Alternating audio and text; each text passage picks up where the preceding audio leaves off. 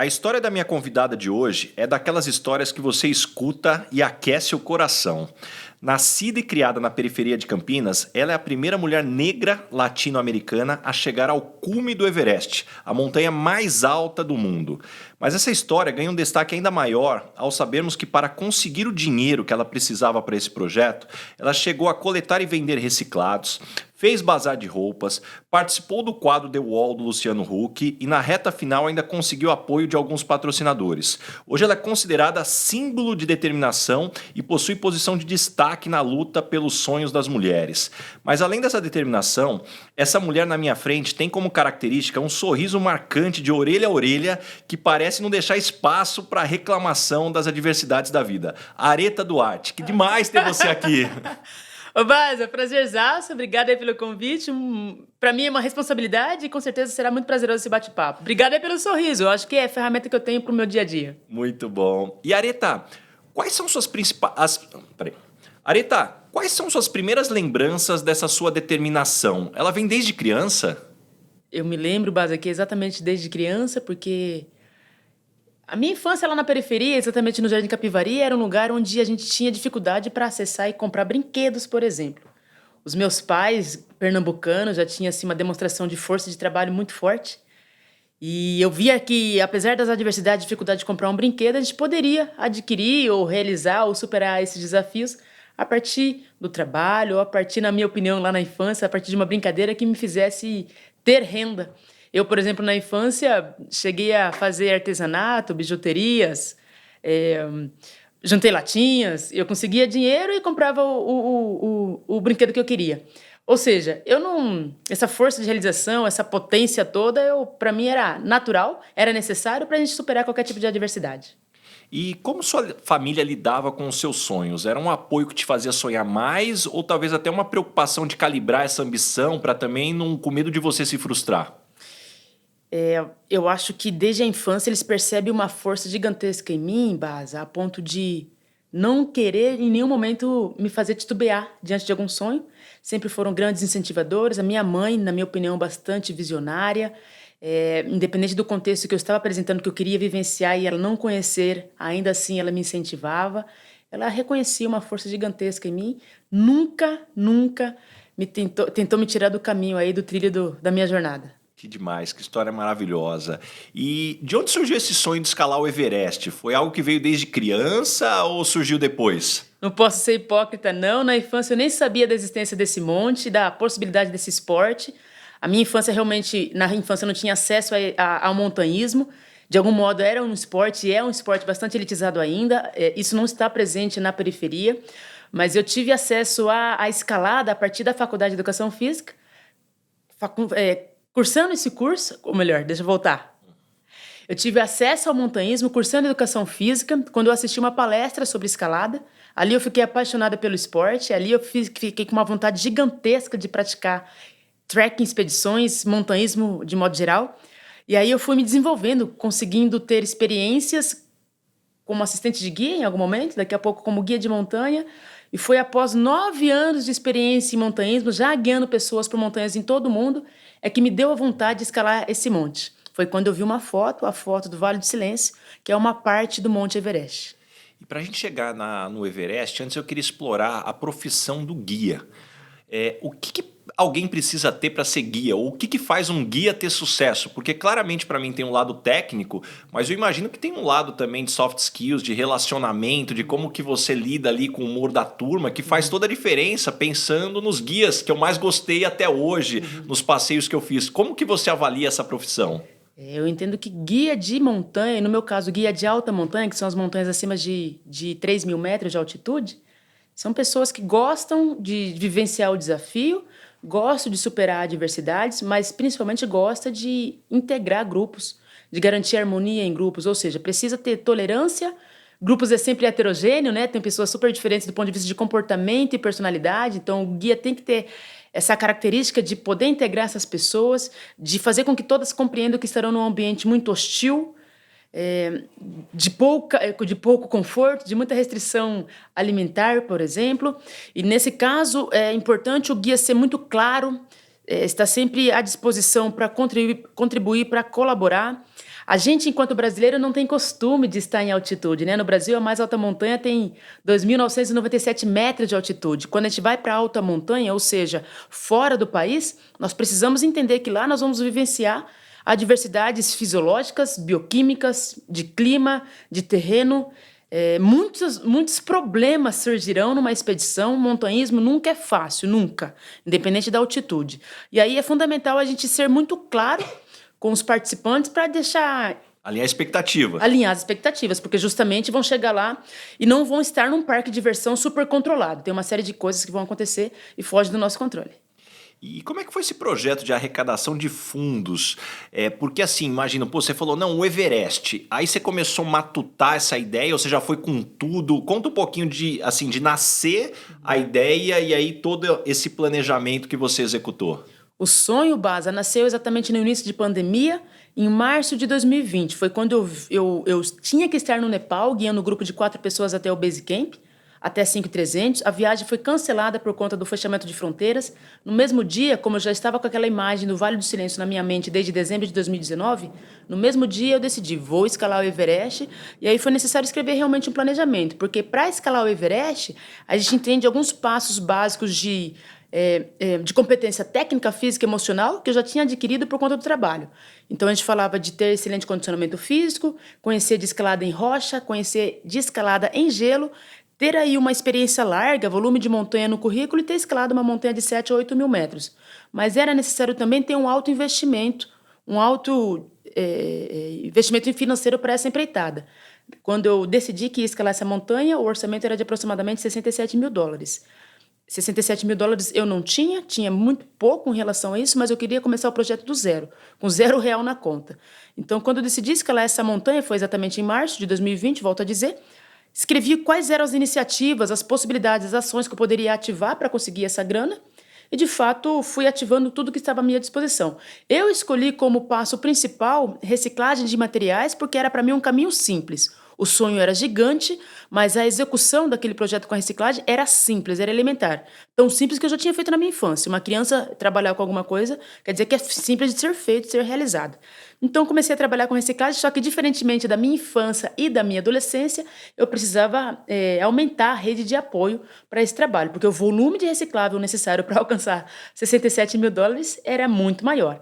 Então, eu aproveitei as tecnologias, as redes sociais. Até então, eu nem trabalhava muito nas redes sociais, não divulgava a minha vida ali, mas fui divulgando esse projeto, que passou a ser chamado Da Sucata ao Everest, inclusive é o mesmo nome do livro que vai ser lançado daqui a pouquinho. A gente lançou esse projeto, contei com todos os meus familiares, com amigos e até desconhecidos, e a gente perdeu as contas de quantas pessoas contribuíram para essa jornada acontecer. Dá uma ideia de volume, o que passava aí nesse projeto aí em quantidade de quilos, toneladas, seja por dia, por semana, para o pessoal ter uma ideia do que representou tudo isso? Eu calculei aproximadamente R$30 mil por mês, e isso só voltado ao projeto. Então, eu precisava realmente conseguir muito mais que isso, até para bancar as minhas despesas fixas, mas a gente conseguiu, ao final de 12 meses em 15 dias, aproximadamente R$130 mil.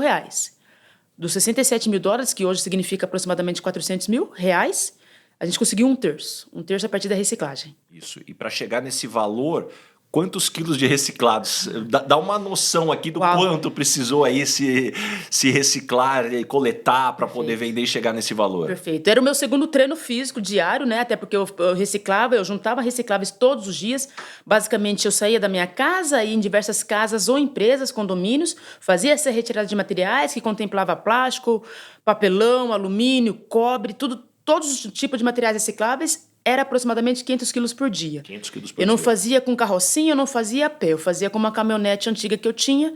E era aproximadamente 3 viagens entre esses condomínios e empresas até a minha casa para separar e de lá até o sucateiro para distribuir. Porque eu também não tinha um local para estocar isso.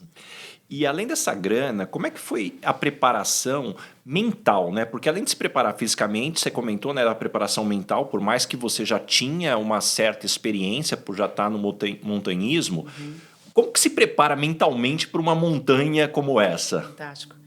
Você sabe, Baza, que existia uma preocupação dessa questão emocional, mental, pré-Everest e durante o Everest. Quando eu pensava no pré-Everest, a dificuldade era justamente conseguir toda essa grana. O desafio estava gigantesco, estava esgotante o meu trabalho.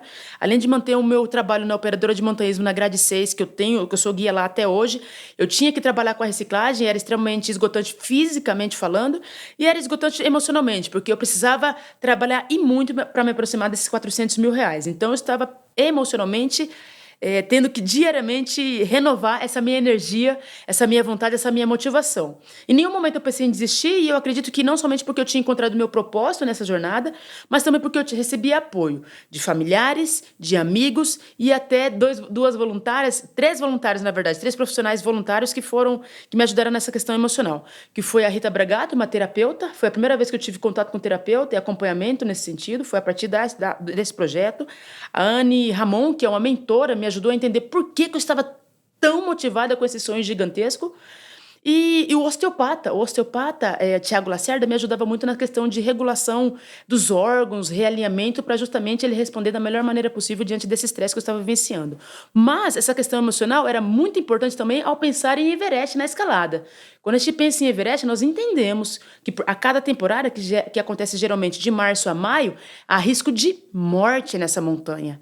A gente precisa ter realmente não somente esse conhecimento físico, técnico, essa experiência física e técnica, mas também um controle emocional para entender que o nosso verdadeiro cume não é o topo da montanha. A gente não precisa chegar no topo da montanha a qualquer custo. Nós temos que ter um mínimo de controle, uma clareza até onde nós vamos, diante de ativar os nossos limites e buscar a superação dos limites, para voltar para o nosso verdadeiro topo, que para mim era a minha casa, o meu lar. Lá eu sabia que vivenciar diversos problemas, diversas questões, mas que, independente do problema, o meu foco era o meu lar. Eu digo que a experiência anterior foi fundamental para alcançar esse equilíbrio emocional, mas esse apoio, essa rede de contato e a noção, a clareza de onde é que eu queria chegar com essa escalada. E com toda essa preparação, seja física ou mental, a minha pergunta é, ainda assim, né? O que essa preparação não te preparou e você teve que aprender a hora que você chegou ali na escalada? Muito interessante essa pergunta, Baza, porque de fato tem uma série de experiências que você só encontra em loco. Por exemplo, mal de altitude. Por mais que eu já tivesse, naquela ocasião, 10 anos de experiência de escalar alta montanha, lá eu experimentei um mal de altitude que eu nunca tinha vivenciado. Ao ir ao campo 1 do Everest, eu tive princípio de edema pulmonar e insuficiência respiratória, cuja saturação chegou a 70%, e eu quase tive que abortar a minha escalada, porque era muito difícil se locomover, comer, dormir com essa saturação. Então, do ponto de vista fisiológico bioquímico, foi uma novidade para mim. Mas ali, lidar com uma expedição em que eu não era mais a guia... Mas quando acontece isso, como é que você faz, curiosidade? Porque não tem um hospital ali, você está ali numa situação super desafiadora. A forma que eu tive para superar isso foi considerar a minha experiência em montanha, considerar a experiência dos guias que estavam comigo ali. Por exemplo, o guia brasileiro, Carlos Santalena, que estava acompanhando essa expedição também, pelo menos até o campo 1.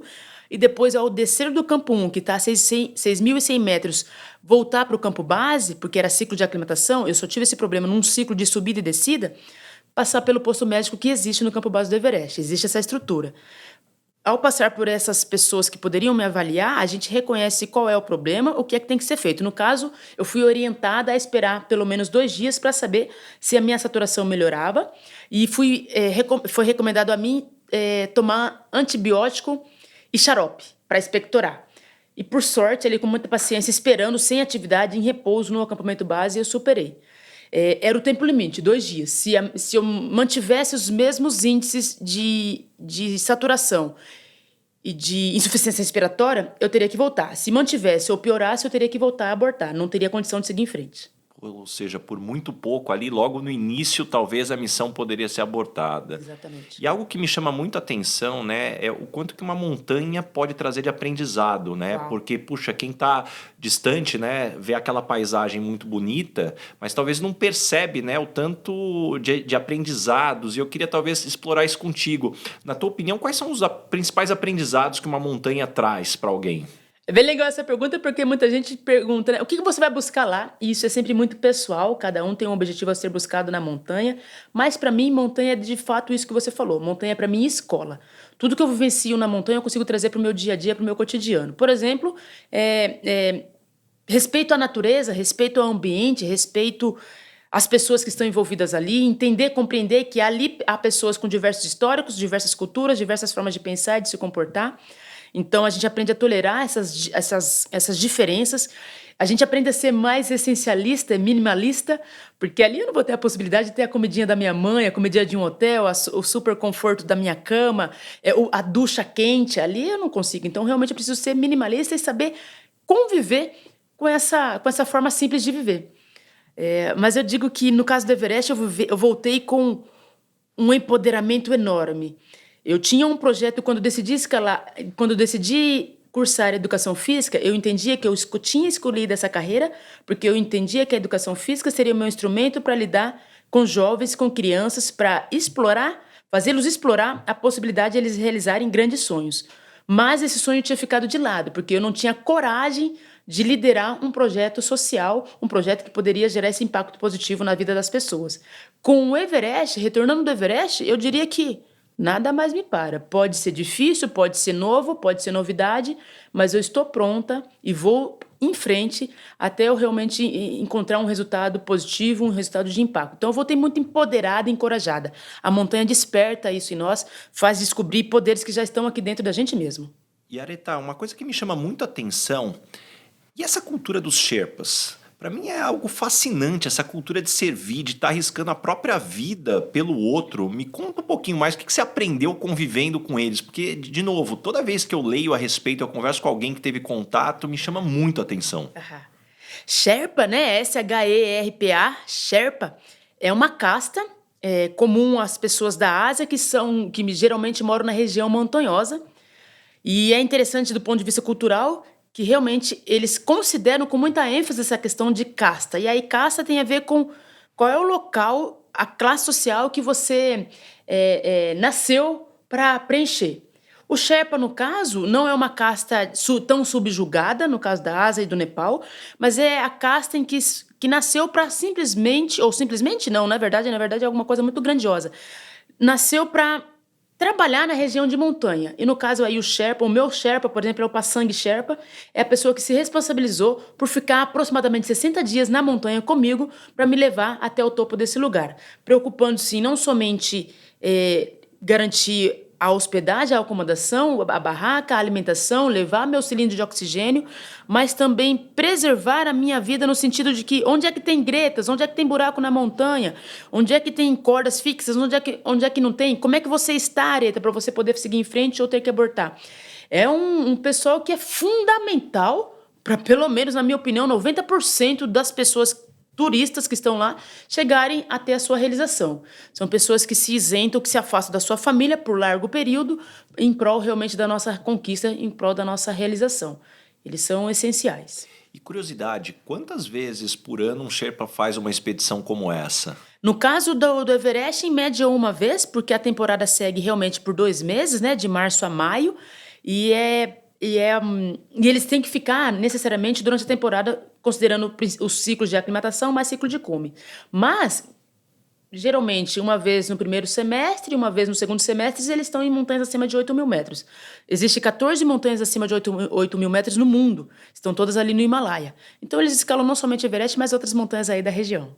E curiosidade, você tem ideia quanto ganha um Sherpa para colocar sua vida em risco, proteger tantas as pessoas? Porque eu acho que isso é um ponto interessante. Eu não sei o valor, eu estou te perguntando aqui, mas certamente não é pelo dinheiro que eles estão fazendo, apenas pelo dinheiro que eles estão fazendo isso.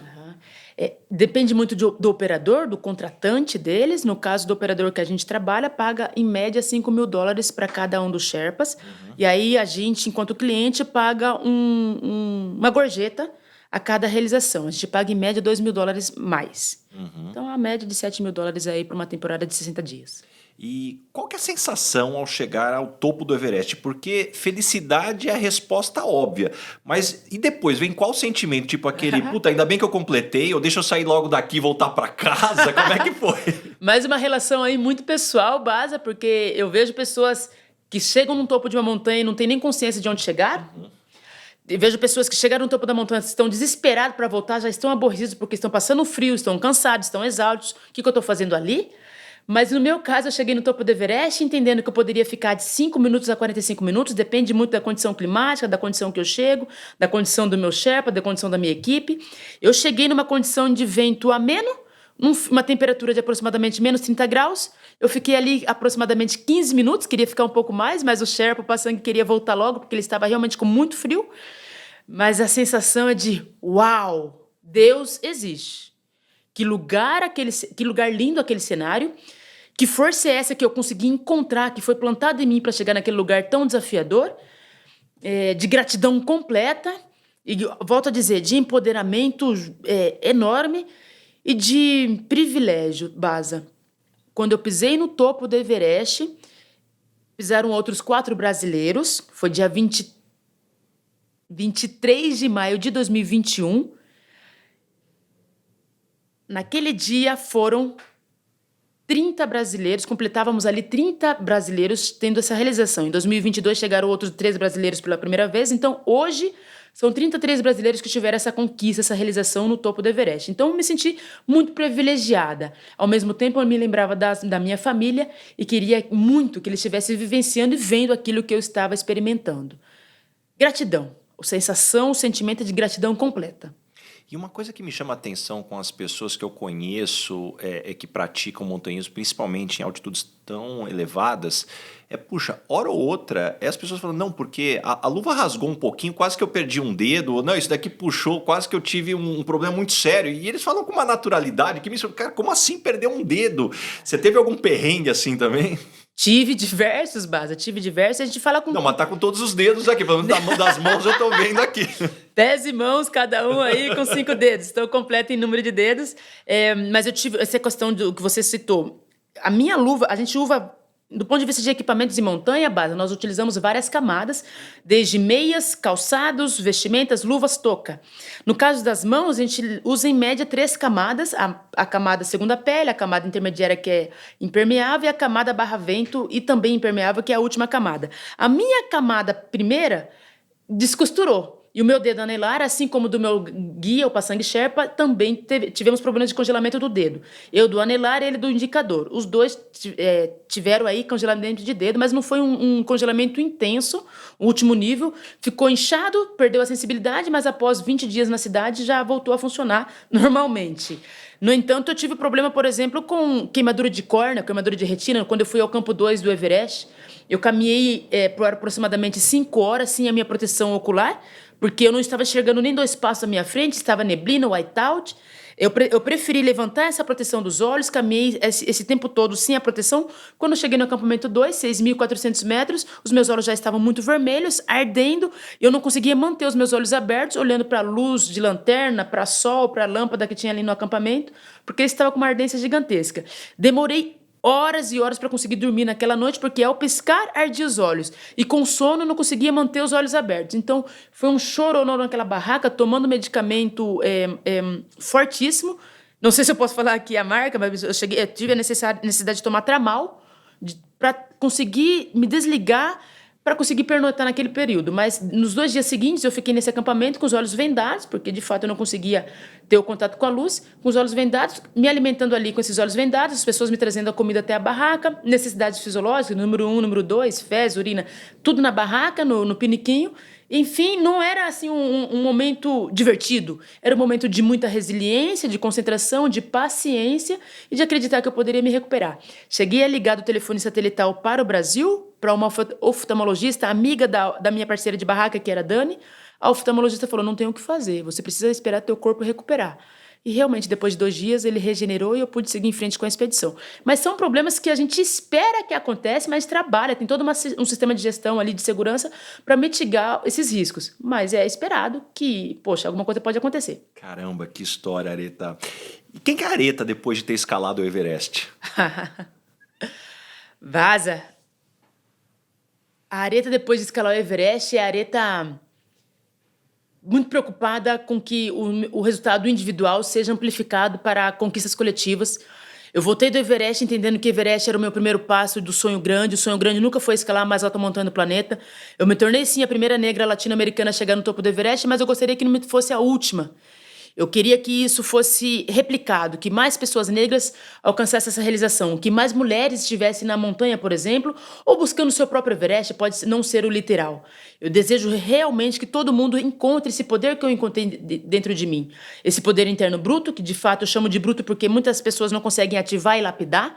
Muitas vezes não reconhece esse poder de sonhar e de ter grandes realizações. Eu acredito que às vezes falta uma estrutura técnica, educacional, familiar, social, mas que todo mundo tenha condição de sonhar grande e realizar.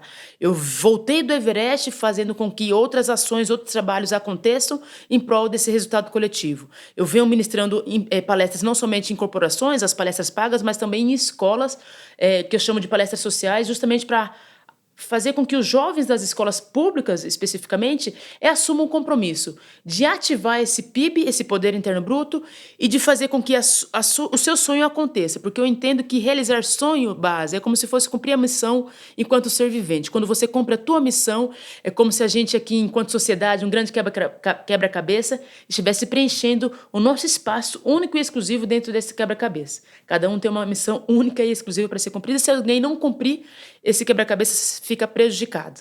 Nossa, que mensagem maravilhosa. E eu adoro a sua definição de PIB. Poder interno bruto. É isso aí. Adoro, adoro, adoro. É isso aí. E Aretha, antes da gente falar dos projetos do Brasil, eu queria saber o D0, né? Você chegou no Brasil, imagino que tua família foi te receber no aeroporto. Como é que foi, né? Porque eu imagino a preocupação ali. Conta um pouquinho aqui, como é que foi essa chegada? Eu voltei no dia 3 de junho de 2021, ano passado. Estávamos e ainda estamos em pandemia, mas num momento ainda bastante crítico dessa pandemia por Covid. E aí a minha preocupação era informar a minha família, os mais próximos da data que eu voltaria, mas não amplificar através de assessoria de imprensa, nada disso, qual o dia que eu chegaria para não gerar aglomeração no aeroporto. Mas eu sou torcedora da Ponte Preta, um time de futebol ali da cidade de Campinas, onde eu moro, da Macaca. E aí a gente conseguiu o empréstimo do Gurilão, que é o ônibus do time, para levar 5 pessoas da minha família e mais 5 amigas até lá. Quando chegou no aeroporto, ao sair ali da sala de desembarque, o meu sobrinho de 8 anos foi o primeiro a me abraçar, porque já estava 64 dias sem me ver, muito alegre, muito contente. Que saudade, tia Areta, me deu aquele abraço. Na sequência, minha mãe me abraçou e disse: Areta, nunca mais você vai fazer isso. E isso é muito interessante porque... Nunca mais! Nunca mais, porque até aquele momento ela nunca tinha dito isso, parecia que ela estava realmente me incentivando, muito alegre, muito contente, mas ela não tinha tentado me bloquear. E aí depois eu acabei abraçando os meus 2 irmãos, aí eu tenho o Estênio, a minha avó também estava lá, ali de 91 anos, as minhas amigas, as minhas cunhadas. Foi muito gratificante e muito satisfatório chegar de volta ao Brasil e ver essas pessoas que são as mais próximas, as mais íntimas, as pessoas que eu realmente amo de verdade, e tenho certeza que eu tenho como rede de apoio para a vida toda. E aí, chegando no Brasil... Puxa, hoje você amplificou uma plataforma de, palestra, né? Toda a exposição que você vem fazendo, produzindo conteúdo. Isso já era algo que você planejava durante a preparação para a escalada? Você pensou na escalada, você descobriu na hora que você chegou no... Como é que foi se desenhando aí tudo isso que você vem fazendo agora? Ou ainda tem muito... Eu sei que tem muita descoberta ainda, mas como é que foi até o que você tem agora? Isso é o que é mais legal, sabe, Baza? Porque, de fato, muita coisa eu nem imaginava que poderia acontecer comigo e não planejei. Quando eu decidi escalar o Everest, eu entendi que era realmente um desafio muito grande, que de algum modo geraria visibilidade para que esse projeto social acontecesse. É como se tornasse meu pano de fundo para alcançar principalmente recursos financeiros, porque gerar projeto social e tentar gerar impacto de vidas exige recurso financeiro, então o Everest, para mim, teria essa função. No entanto, foi muito maior do que isso. Eu realmente me tornei palestrante, principalmente para contar essa minha história. Eu tenho aí o livro biográfico em andamento, eu tenho feito essa produção de conteúdo, sendo paga enquanto formadora de opinião, influenciadora. Tem um filme para acontecer, base, não sei se vai ser lançado em 2022 ou 2023, mas já está em andamento, a partir do patrocínio de lei de incentivo de uma empresa. Tem uma série que vai acontecer também num outro canal, mas, de fato, tudo isso é muito novo para mim, estou me descobrindo a cada dia e só tenho aceitado esses convites, essas possibilidades de experiências, porque por trás de cada um desses trabalhos está esse resultado coletivo. Se eu puder contribuir para a ativação do PIB de alguém, eu estou lá. Se eu puder contribuir para fazer a ponte entre classes sociais mais altas com classes sociais mais baixas e reconhecer que todo lugar tem talento e as pessoas possam trabalhar mutuamente, gerar essa diversidade e inclusão, eu quero atuar.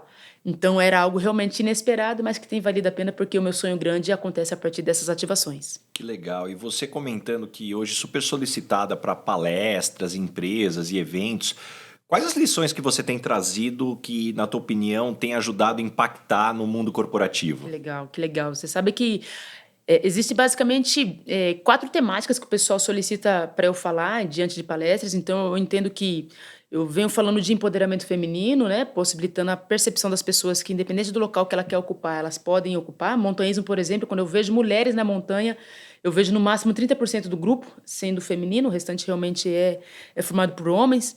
Então, essa coisa da inclusão feminina é necessária. A necessidade de possibilitar a liderança feminina é fundamental, porque a forma da mulher pensar é completamente diferente do homem agir. Então, eu acho que essa diversidade, essa temática diversidade também é fundamental, essa pluralidade enriquece e traz mais soluções às corporações. A coisa de respeitar essa diversidade e identificar nas diferenças essa possibilidade constante de inovação. Eu acredito que é uma forma das corporações reconhecerem no meu trabalho um incentivo à empresa. E entendo também que essa questão de sonhar grande, estabelecer metas, planejamento e até pensar em segurança também é um outro pano de fundo que pode ser reconhecido dentro das corporações a partir da minha experiência em montanha. Eu queria explorar um pouquinho mais contigo a questão de diversidade, porque, poxa, você é o recorte do recorte do recorte, porque, poxa, você é uma mulher negra que veio de uma baixa renda e superou tudo isso e é um baita de um exemplo. O que você acha que você traz dentro de você? Porque você falou muito da determinação, mas qual que é a tua opinião assim, de como que cada um que está nos escutando poderia ajudar a impactar? Porque eu tenho certeza que muita gente que está nos escutando aqui é tocado por um tema como esse, mas muitas vezes se sente impotente por não saber, poxa, mas e aí, o que eu faço? O que você pode dar de sugestão para quem está nos escutando? De modo geral, eu acredito que precisa ter intenção, sabe, Baza? Porque existe conteúdo espalhado pelo mundo hoje com muita facilidade, mas se a gente não se interessar por realmente reconhecer essa possibilidade de diversidade, o que isso pode resultar de positivo na corporação, ou dentro de casa, ou na sociedade, realmente a gente não vai encontrar a resposta. Mas então, basicamente, precisa ter a intenção. Era a melhor dica que eu acho que eu posso dar hoje, ter a intenção de promover essa inclusão, de promover essa diversidade, porque, de fato, isso traz resultados incríveis. Volto a dizer, em todos os lugares há pessoas talentosas, independente das suas escolhas sexuais, seu gênero e tudo mais, e cor, no caso aqui, volto a dizer, eu sou uma mulher negra, não sei se temos aí alguma pessoa que não vai nos assistir, né, talvez por deficiência visual, mas eu sou aqui, só para fazer uma autodescrição, eu sou uma mulher de 1,76 m, não tão alta quanto você, Baza, de cabelo black power gigante aqui, enorme, e tô vestido hoje, né? Não sei se alguém, volto a dizer, não sei se alguém vai conseguir nos ver através do visual. Tô aqui vestindo calça jeans e uma blusa laranja porque eu amo essa cor. Só autodescrição para promover essa inclusão do deficiente visual no nosso bate-papo. Mas, de fato, reconhecer que pessoas de qualquer histórico de vida, de qualquer gênero, de qualquer cor de etnia, pode realmente trazer soluções a qualquer corporação ou à sociedade. Permitamos que eles tragam essas soluções, permitamos espaço, tenhamos aí a intenção de dar possibilidade, direito dessas pessoas ocuparem qualquer tipo de lugar. Eu adoro a tua definição e algo que eu sempre trago quando a gente fala desses recortes e de diversidade, de inclusão, muitas vezes eu ouço as pessoas falando minoria, mas essa minoria é a maioria mal representada, vamos combinar, né? A minoria da representação, porque quando você pega o percentual da população, tem uma maioria aí, então eu acho que esse é o ponto, né? Trazer essa representatividade. Perfeito. E tem uma pergunta que eu sempre faço, Areta, como que sua voz interior fala com você? Essa eu tenho muita curiosidade. É uma voz interior que te acalma, te dá porrada, te dá força. Como que você fala com você mesmo? Essa voz interior, Bas, oscila muito, sabe? Eu diria que em alguns momentos ela tá tentando me acalmar. Calma aí, Areta, as coisas vão acontecer. Eu tô querendo algo gigantesco em tempo, de repente, num tempo de realização muito curto.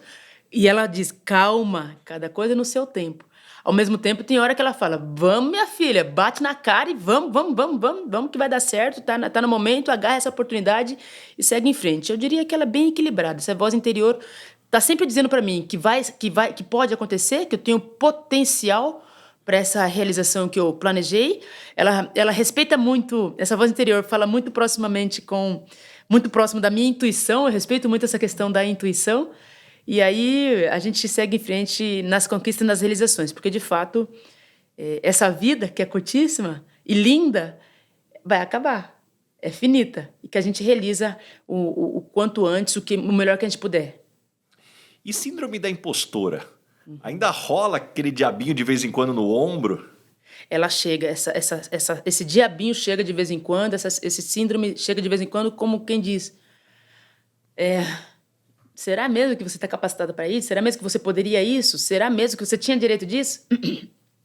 Mas logo que eu ouço esse diabinho falando comigo, Base, eu me reconecto ao meu propósito de vida, de resultado maior, de realmente impactar vidas. Então, por mais que esteja falando que não é para mim, que eu não sou competente para aquilo, eu me reconecto ao propósito, identifico que é para mim sim, que eu preciso seguir em frente com força, com resiliência, para realizar esse sonho, esse projeto, essa meta, em prol de uma conquista maior, de um resultado maior.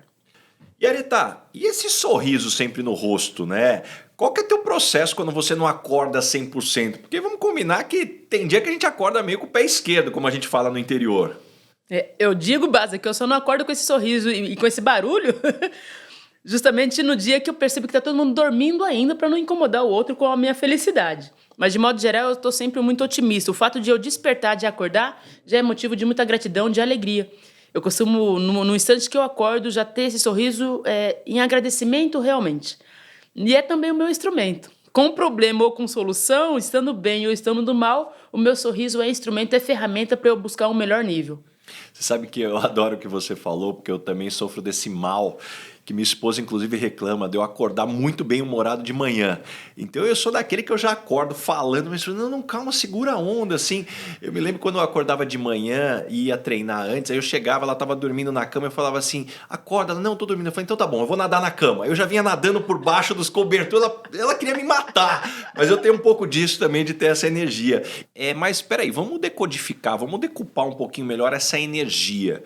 Imagino que você tem uma energia que vem de você, mas tem muita coisa que vem de fora, né? Puxa, alimentação, beber água, bebida alcoólica, como você controla, dormir, meditar. O que na tua opinião, pelo menos para você, é um elemento importante ou que a gente pode deixar de dica aqui para quem está nos escutando para ter uma energia maior? Boa, Base. Eu acho que energia tem a ver com saúde, basicamente, e saúde realmente facilita esse sorriso, essa alegria diária. E aí, muita coisa é do natural, realmente eu sou essa pessoa bem-humorada ao natural, mas não sempre como é possível acontecer, principalmente por questões externas.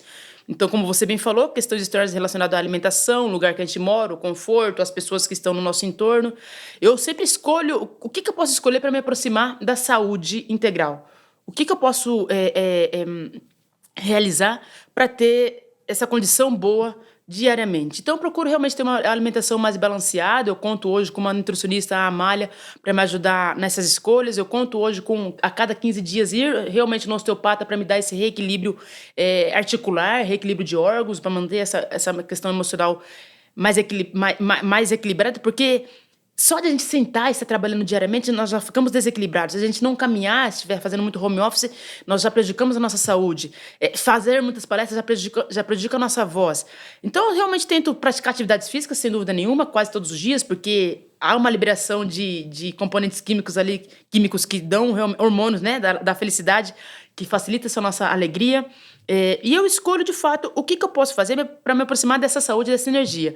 Eu, por exemplo, não bebo nada alcoólico, apesar de vez ou outra ser convidada para fazer comercial de cerveja. Não fumo e procuro realmente fazer essas ativações saudáveis. Muito bom. E Aretha, a gente chegou agora no momento Headhunter. Que tipo de pessoa não dá certo trabalhando com você? O Base, eu diria que todo mundo precisa dar certo de algum modo, porque de fato eu acho que as diferenças são positivas, mas a que eu tenho mais dificuldade são as pessoas muito parecidas comigo. Essa pessoa com uma super energia, essa pessoa que, poxa, eu faço e aconteço, dessa personalidade mais rígida até, é a minha personalidade, tenho mais dificuldade. É preciso... Eu me adapto melhor às pessoas muito diferentes de mim, porque de algum modo acabam complementando aquilo que eu não tenho ou aquilo que não é potência em mim. Olha que aula. E quando as pessoas não gostam de você, normalmente qual é o motivo? As pessoas que não gostam de mim. Primeiro, as pessoas têm muita dificuldade de demonstrar, porque eu não sei se eu tenho essa apresentação de imagem de muita imponência, de muita força, de muita rigidez. As pessoas têm dificuldade de ser transparentes comigo, apesar de eu fazer questão. Porque quando elas se apresentam, o que está incomodando em mim? Nelas, eu tenho a oportunidade de talvez corrigir, melhorar. Então, as pessoas têm muita dificuldade. Mas eu acho que, de modo geral... Não sei, Base. Eu não sei o que é que me incomoda nas pessoas. Ficar de lição de casa aí, essa reflexão.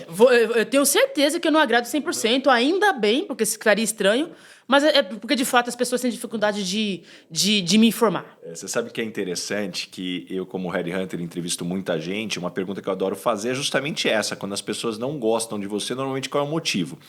E quando alguém me responde duas coisas, eu digo que essa pergunta não tem resposta certa, mas tem duas muito erradas. Que é quando ou a pessoa fala assim, puxa, não, as pessoas aqui, normalmente eu tô tentando, não consigo saber, e você fala, tá querendo dar um somebody love. E a segunda é quando a pessoa fala, você sabe que todo mundo gosta de mim? Aí eu falo assim, poxa, nem Jesus Cristo agradou a todos, eu tenho a oportunidade de ter o primeiro ou a primeira aqui da minha frente que agrada a todo mundo. Que honra, né? E Aretha, o que você gostaria de perguntar pro Baza Headhunter aqui? Uau, Baza! Você sabe que eu te conheci ouvindo podcast, primariamente, depois que a gente se conheceu pessoalmente. Deixa eu pensar, eu deveria ter pensado na melhor... Que oportunidade incrível! Baza, sabendo dos meus negócios, do pouquinho que você conheceu até aqui, qual seria o seu melhor conselho para eu ativar mais esse projeto de sonho grande que é de impactar vidas? O que eu tenho que fazer de melhor? Puxa, Aretha, acho que com a tua energia, com a tua vontade, com o teu propósito, com o que você tem de realização, puxa, eu acho que a chance de você realizar muito é gigantesca. O que eu acredito é que você tem algo que você tem que continuar fazendo, que é procurar bons mentores. Então, puxa, a gente foi apresentado pela Cris Achê, puxa, super querida ali, e puxa, e ela é uma pessoa fantástica, tantas outras que vêm contribuindo, porque eu acredito que a experiência das pessoas pode nos trazer muitos aprendizados. Então, é cada um que você vai tirando a experiência, e quando eu digo experiência, nota, eu estou falando experiência e não palpite. Porque se você perguntar para qualquer pessoa o que eu deveria fazer, a pessoa vai dar o palpite dela do que ela acha. E o pior é o seguinte, a pessoa sempre começa, se eu fosse você... Não, você não é a outra pessoa. Até porque se você fosse exatamente a outra pessoa, com aquela experiência, com aquela vivência, você faria exatamente o que a pessoa está fazendo. Agora, o que você pode contar é, olha, dado a minha experiência, eu já vivi isso, eu já vi isso. E para mim, esse é o elemento fantástico de você conversar com as pessoas, explorar a experiência de cada um. Eu amei essa ideia, porque de fato eu acho que a gente é um ser em construção. A experiência alheia ensina muito. Obrigada. E chegamos agora, Aretha, no momento Dona Ângela. Complete a frase. Eu sou esquisita por quê? Tem que ser bate-pronto? Eu sou esquisita porque tô sempre rindo, gargalhando alto em qualquer lugar, Baza. Adorei. E a gente falou muito perrengue sério que você passou como guia ou na tua escalada. Agora eu quero entender o perrengue, mas foi uma situação engraçada que você já passou nessa dinâmica, que a hora que você lembra, você fala, nossa, naquela época foi uma vergonha, mas hoje você dá risada. Eu me lembro aqui da primeira experiência em montanha, foi aqui na Mantiqueira, ainda no Brasil. Eu já trabalhando para essa operadora de montanhismo, a Grade 6, eu tinha que levar um grupo até a Mantiqueira para me encontrar com o guia local. O guia local, quando soube da minha participação, questionou a empresa. Será que a Aretha está capacitada para isso? Ela tem condição de realizar uma travessia, a travessia Serra Fina, que é considerada uma das mais difíceis no Brasil, em que a gente tem que carregar carga de 20 quilos nas costas, pouca água no caminho, barraca, comida. E aí eu cheguei em casa e contei pra minha mãe. Mãe, o guia local falou que eu não tenho capacidade, talvez não tenha condição de realizar a travessia de 3 dias de caminhada. Ela falou, o quê? Aretha, pega o Tafman, um fortificante lá, 2 vidrinhos e leva. E não somente levei um vidrinho, levei 2 pesos de vidro pra montanha. Não é recomendado levar vidro pra montanha, não é recomendado levar esse peso extra. Tem que ser minimalista, e eu levei. E aí, do ponto de vista emocional, psicológico, me ajudou, mas do ponto de vista de prática adequada na montanha foi totalmente não recomendado. E deu certo, foi engraçado. Eu me lembro que foi a única vez que eu levei isso, mas nunca mais aconteceu. Tá certo. E caminhando agora para o final, o nome desse podcast é Lugar de Potência, né? Qual que é o seu lugar de potência? Que tipo de situação e ambiente que pode te jogar lá que você brilha? Poxa, lugar de potência, eu diria que montanha. É o lugar que eu sei que eu vou vivenciar adversidades várias, conhecidas e não conhecidas, mas é o lugar que eu sou apaixonada. Por mais hostil que seja aquele ambiente, eu fico muito à vontade. Essa conexão com a natureza, conexão com o que é essencial, essa dificuldade de conforto, para mim é fantástico. Fico muito à vontade na montanha. E me conta uma verdade que as pessoas não costumam dizer e, na sua opinião, é fundamental para se ter sucesso na vida. Que todo mundo é capaz. Eu reconheço, Baza, que muita gente não se sente capaz de sonhar e de realizar, volto a dizer, por conta de alguma estrutura deficitária aí da vida dela. Mas todo mundo é capaz, eu tenho certeza disso. Eu sou uma prova disso e temos vários outros exemplos disso, que tanta gente conquistou coisas grandes saindo do zero. Todo mundo é capaz. É uma verdade única e exclusiva que todo mundo tem PIB, todo mundo tem poder interno bruto. E o que você aprendeu nos últimos 12 meses? Seja de conhecimento ou de habilidades? Uau! Aprendi muita coisa nesses últimos 12 meses, principalmente porque grandes realizações, grandes trabalhos, novos trabalhos, inclusive, aconteceram de maneira muito rápida. E eu diria que o maior aprendizado é que rede de apoio é necessário para grandes realizações, acreditar na solidariedade, no altruísmo, na construção coletiva é fundamental para você conquistar o teu projeto, o teu sonho. Eu, antes de Everest, tinha muita dificuldade de aceitar ajuda, de contar com o outro. Eu achava sempre que eu estava incomodando alguém. E hoje eu entendo que o ciclo é muito virtuoso. Em algum momento você contribui, em algum momento você recebe apoio e isso deixa a nossa sociedade, a nossa realização muito mais fácil de ser realizada, muito mais intensa e gostosa de ser conquistada. Você tem alguma técnica para construir essa rede? O que você aprendeu até agora que você pode compartilhar? Eu diria que ser transparente, contar os seus projetos, especialmente para as pessoas mais certas, entender as oportunidades, comunicação é fundamental, espalhar a ideia e, de fato, se aproximar, buscar conexão. Lugares que a gente menos imagina pode ter ali uma oportunidade, uma conexão, uma ponte fundamental para a tua realização. Acreditar que em todos os cantos é possível ativar a tua realização e promover essas pontes. Puxa, Areta, adorei, porque muitas vezes eu escuto as pessoas falarem, eu discordo completamente. Ah, não conta dos teus projetos, porque vai vir olho gordo, vai vir inveja, guarda só pra você. Eu acho isso uma baita de uma bobeira. Eu acho que você tem que contar, seja pra conquistar pessoas que podem te ajudar, seja pra inspirar, seja pra criar um comprometimento, porque quando você conta para outra pessoa, você está colocando um comprometimento ali público do que você pretende fazer. Então eu adorei a forma que você... Gente, contem mesmo o que vocês querem fazer, busquem ajuda e esse negócio de olho gordo, ó, depois joga um sal grosso aí para tirar. É isso aí, Base, sabe que isso funciona muito para mim. Todo início de ano, exatamente no dia 1º de janeiro, eu não somente conto para as pessoas que estão próximas ali no presencial, mas ainda coloco no meu Instagram. Ali tem as metas do ano. E eu fico o tempo todo revivendo e voltando naquelas metas para saber o que é que eu já consegui conquistar e realizar, porque de algum modo eu tenho até o dezembro para realizar. Esse 2022, por exemplo, eu diria que 40% até aqui foi conquistado e foi realizado. Tenho mais, agora, 6 meses aproximadamente para completar essas metas. É necessário esse compromisso social. Nos impulsiona, nos motiva a continuar no trajeto da realização. Você sabe que eu tenho comigo já há bastante tempo, todo início de ano eu também escrevo as metas que eu quero atingir naquele ano, mas principalmente eu escrevo também lembretes para mim mesmo. Então lembretes do tipo, putz, não esquece de beber água, maneira na bebida, nos happy hours, puxa, exercício, puxa, não descuida do tempo com a família, alguns cuidados que eu quero ter. E eu criei um ritual que eu deixo isso anotado no celular e eu leio 3 vezes ao dia, com a hora que eu acordo, depois do almoço e antes de dormir.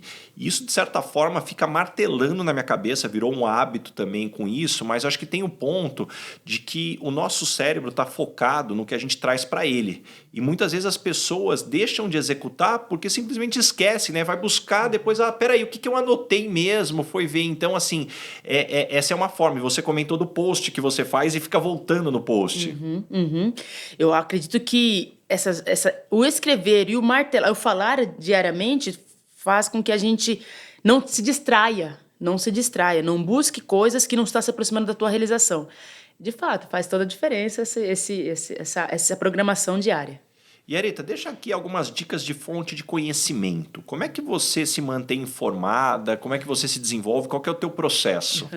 Eu diria que tem algumas coisas que eu não consigo mais fazer, não tenho prazer em fazer, na verdade falta até tempo para fazer. Leitura eu tenho muita dificuldade, Baza.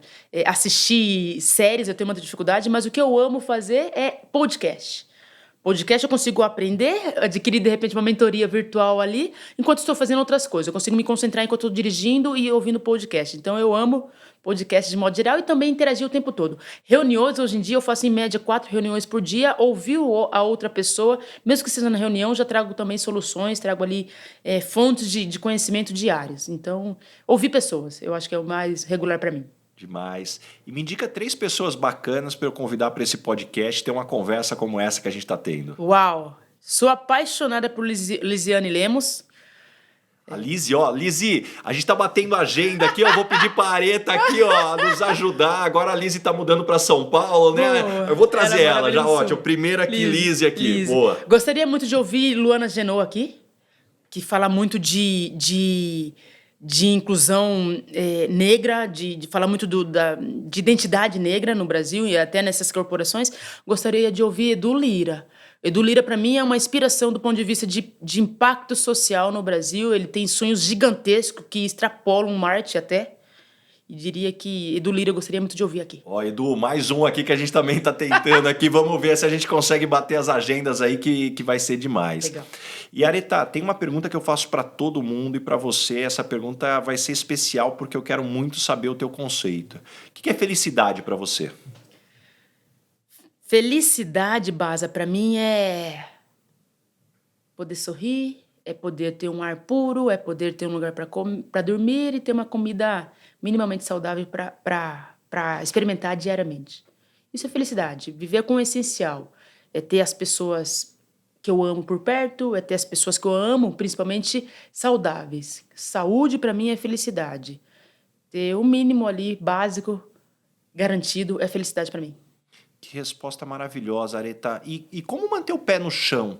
Porque, puxa, eu entendo que você veio de uma realidade bastante desafiadora, mas hoje você conquistou, você tem acesso, você conhece muita gente bacana, mas você parece aquela Areta ali que tem os pés do chão, que sempre batalhou muito. Você tem alguma técnica para manter aí seja a vaidade aí sob controle? Eu acredito, Baza, que tudo que é externo é finito. Por exemplo, a conquista de uma ocupação de trabalho, por exemplo, a conquista de um status quo aí dentro do montanhismo é uma coisa que é finita, uma hora pode acabar. O essencial, de fato, é ter bom relacionamento por onde quer que eu passe. O essencial é garantir com que a periferia onde eu moro continue tendo visibilidade, continue recebendo oportunidade. O essencial é eu garantir boas conexões por onde quer que eu passei. As novas conexões são importantes, as novas portas abertas são fundamentais, mas o meu passado é fundamental para gerar a Areta que eu sou hoje. Então, tudo que eu vivenciei com todo mundo que eu tive contato até hoje, eu não posso me desconectar, eu não posso desconsiderar. Foram todas importantes para a Areta que eu sou hoje. Poxa, sensacional. Antes da gente encerrar aqui, Areta, eu tenho um presente pela sua participação aqui. Oba! O óculos da Nike. A Marchon é nosso grande parceiro aqui. Eles são fabricantes, distribuidores dos óculos da Nike. Eles sempre fazem aí uma análise do perfil do convidado para mandar um óculos aí que seja super alinhado aí ao rosto, ao perfil da pessoa aí. Eu acho que com você eles acertaram aqui. Vai ficar muito bacana. O Marcelo Kitsuda, o CEO lá da Marchon, tá sempre aqui com a gente. Boa, tô achando que esse aqui vai dar para usar para os treinos de bike. Olha, amei, obrigada, Nike, obrigada. Muito bom. E, Areta, agora pra gente fechar, eu queria que você deixasse aqui teus contatos, como que as pessoas te encontram e que projetos que vem pela frente. Deixa teu recado aí para quem quer continuar acompanhando aí tudo que você vem fazendo. Maravilha, Baza. Eu diria que as pessoas podem me encontrar facilmente hoje nas redes sociais, procurar pelo Google hoje Areta Duarte, Areta no Everest, vai com certeza chegar em mim. Mas redes sociais e LinkedIn, Areta Duarte, tá facinho de encontrar. E quem tiver disponível aí para tentar um bate-papo, novas parcerias assim, de marcas esportivas, marcas de carro, marcas de sustentabilidade, que é realmente o que me interessa muito de preservação ambiental, estou à disposição, só me chamar. Ali também no meu Instagram tem e-mail, tem telefone. Adoro falar de montanha. Quem quiser ir para a montanha comigo, só acionar. É facinho de me encontrar pelas redes sociais. Muito bom, Areta. Muito obrigado mesmo por abrir sua agenda aí super disputada. Que felicidade ter você aqui. Para mim é uma honra, Bas. Eu que agradeço imensamente esse bate-papo, essa oportunidade, poder compartilhar a minha história e te ouvir. Aquele cara que eu ouvi no podcast, fantástico. Obrigada. Muito bom, muito bom, muito bom. Valeu.